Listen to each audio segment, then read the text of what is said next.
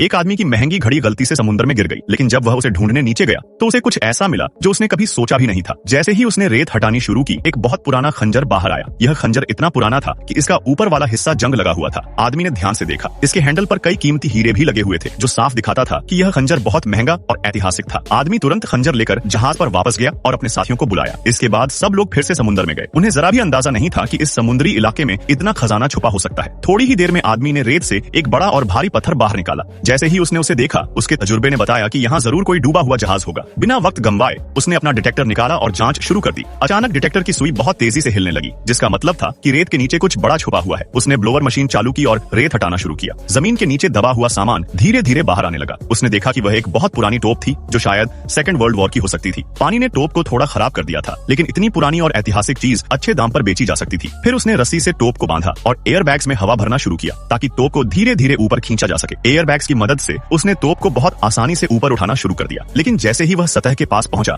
एक high speed boat बिल्कुल उसके ऊपर आ गई।